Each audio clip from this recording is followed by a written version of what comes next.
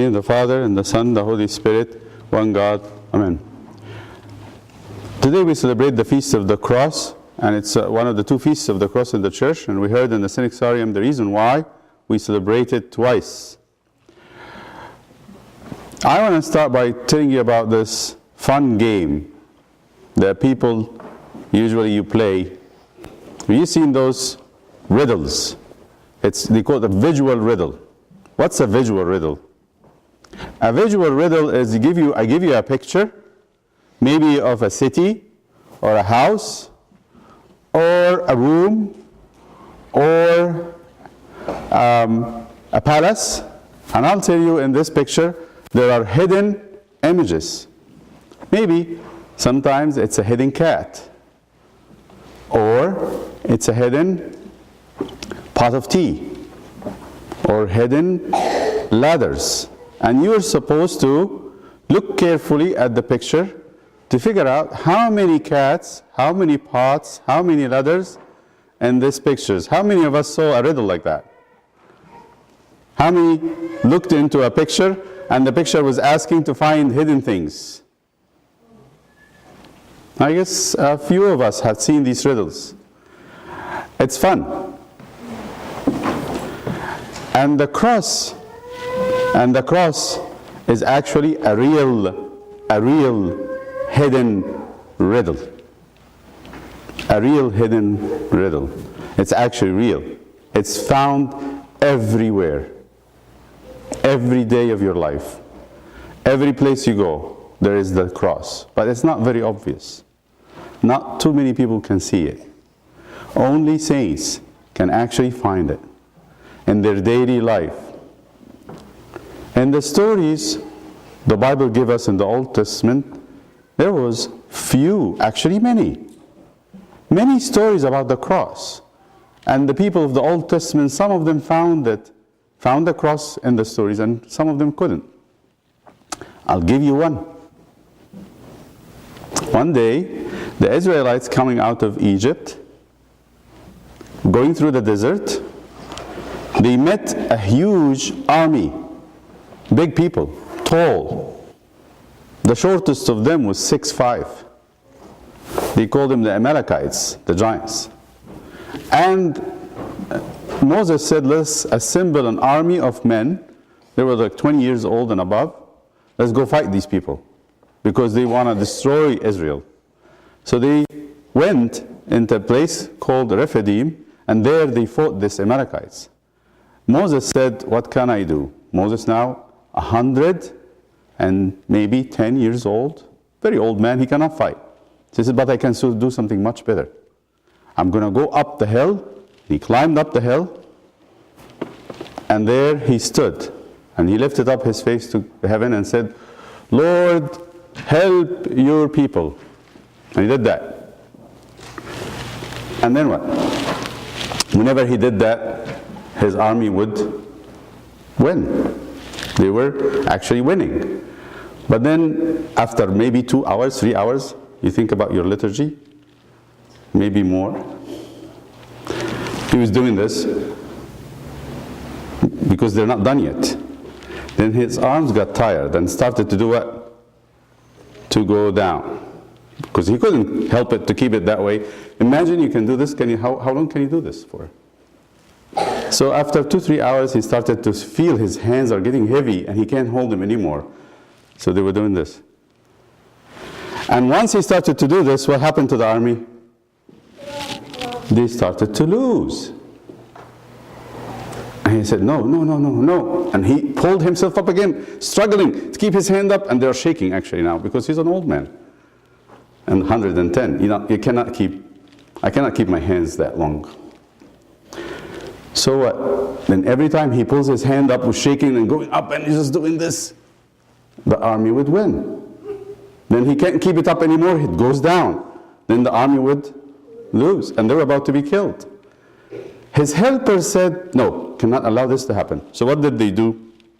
They brought a big rock, and they put it as a seat on the hill, on top of the hill, and Moses sat down, and they stood one on this side, one on the other side, and what did they do? They supported his hands, so his hands will not up, go down again. As long as his hands were in this position, what happened? They won the war that day. A person who's really careful looking at it, what is this? Cross. So Moses was doing a sign of the cross on top of the hill. And by that sign of the cross, they could win. I think of this as a riddle. I think of it as a riddle. People have to look for it to find it. If you're looking for the cross, you will really find it in Moses' hands like this. If I look at this picture and I put Moses on that picture, what would you see in Moses? The cross. Okay? Yes, the cross. St. Paul told us in the New Testament, the cross is in our daily life, but we have to look for it. It might not be the sign itself, but what else we find in the cross? What did Jesus feel like on the cross? How did he feel on the cross? Tell me about his feelings. Did he have something to hurt? Nothing to hurt him on the cross? Yes. A lot. He had nail in one hand to keep that hand on this side. He had nail on the other hand to keep that hand on the other side. He had nail in his feet to keep his feet down. And he had a crown of thorns. And he was beaten up with a scourge that had pieces of metal that made great signs on his skin. It actually tore his skin off. He was hurting a lot. Pain. What else do you see on the cross? Jesus on the cross was humiliated, was made fun of. If any of us would hear one word that was said to Jesus, we would cry. But there's a lot of words that was said to him that was very hurtful. They hurted his feeling a lot. And they jeered at him. They made fun of him and they told him, oh, so you think you are the Son of God? Really? Come down. But he didn't come down. St. Paul says, we have that every day in our life, but we have to find it. Where do you find the cross in your life every day? You can find it at home. If you look carefully, you can find it in your school. Absolutely. I know that for sure. I know that from experience. The school have lots of crosses. You can find it in your work, when you go to work. You can find it with your friends. Even your friends can give you a cross. How would all these people give us crosses? And the way is the following. So sometimes your friend is not very nice. They say something not nice to you. Sometimes they say something hurtful. Maybe the teacher is a little hard with you. Maybe Abuna misunderstood you. He's giving you a hard time. Maybe I'm now treated unfairly. I didn't do it, somebody else did it. But now I'm getting the blame and the punishment. What do you call that? It is unfair, but it is no, it is the riddle, a cross. It's a cross. Every day, St. Peter said that, every day you have a cross to carry, something to suffer with Christ. And there's two ways about it. Hand down. Two ways about it. Either you say, I don't like it, I don't want it, take it away. Or you say, this is the way to be with Him. This is the way to conquer. This is the way to be over my own weakness and to enter into Jesus' kingdom, to be part of His kingdom. So we have a choice, either to retaliate. So my friend says something nasty to me, and he says, or she says, I don't like you.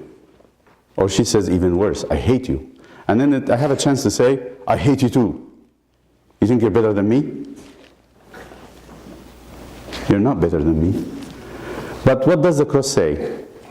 What did Jesus do on the cross? Did He answer back?